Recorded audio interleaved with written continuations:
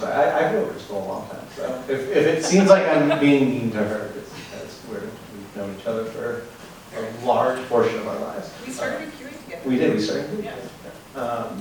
Maybe got hired into design before. Maybe. Anyways, I digress. I was just the other day talking about Game Boy Zelda Link's Awakening. You can steal from the shopkeeper. And it forever brands your name as thief, like it changes the name on your save file. And it was like I referenced it as a thing to look at, as a good example of player autonomy. So, I don't know, little things like that, which seem silly at the time, but like they resonate and they stick with you for a long time. We've got time for one more question.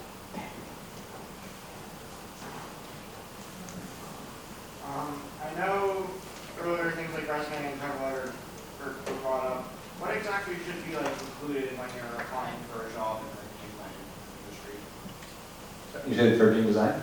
Yeah, like when it comes to game design, like when you're applying for a job in that industry, what should you really be including? Like in more specific terms. Stuff that is relevant to what you're applying for. I know this is going to be really hard when you're first starting out because you may not have a lot of relevant stuff. You know, I for a long time had on my resume, like I came into game design as a second career. I used to work in medical billing, and I have only recently dropped that off of my resume because it's less relevant now. But as a manager there, and so then I keep that for people skills and things like that. So look for things that are relevant, right? If you have some experience that shows that you can be a good contributor to a team, who you can make creative choices and things like that. But things that take a critical eye to what is and isn't relevant, because flooding your resume with things that the hiring manager isn't going to necessarily value the way you do isn't going to help. Yeah, and just a plus one that, like prioritizing the relevant skills, the most relevant skills at the top, and some advice that worked for me is like actually calling out specifically what you've done to the quantity number of what you've done, like how many levels have you produced, or how many character designs did you create, like really get specific with what you've done. I have no notes. So this is from the perspective of hiring, not a hirer, so take it with a grain of salt, but I have found more success when I stopped like bullet pointing my resume and like trying to fill it with everything and being like super technical and like nitty gritty.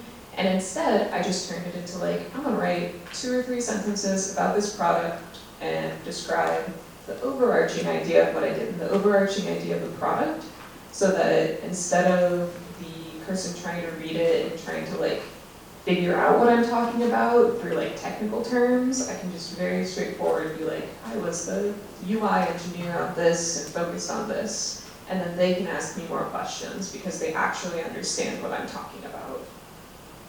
I lied, I have no. Super light. Okay, so if you get a resume format or like you download a template, sometimes it'll have like a little area at the top where it's like, put a summary about yourself. Make the summary interesting that the interviewers want to ask you questions about. So when I applied for my last role, my little summary thing said something like, blah, blah, industry, game dev, veteran with X number of years of experience who uses science-based reinforcement techniques learned from dog training in application of like design standards or whatever. So, something like that. It had something to do with dog training. During my interview loop, half of the interviewers asked about that thing. They wanted to know what it was. And because it's something that I do a lot, like it's a hobby of mine that I spend a lot of time in, I can speak very clearly and articulate like reinforcement-based dog training behaviors, and then how that all translates into game design. And everyone was really fascinated. Like, they really wanted to know a lot more, and we eventually had to move on in the interview loops. But like, if you grab a resume template, just make sure the summary, it isn't just, I'm a passionate, driven game developer looking for work. Everyone's a passionate, driven game developer looking for work. What is unique about you? Sorry. Can we get a round of applause for our judges?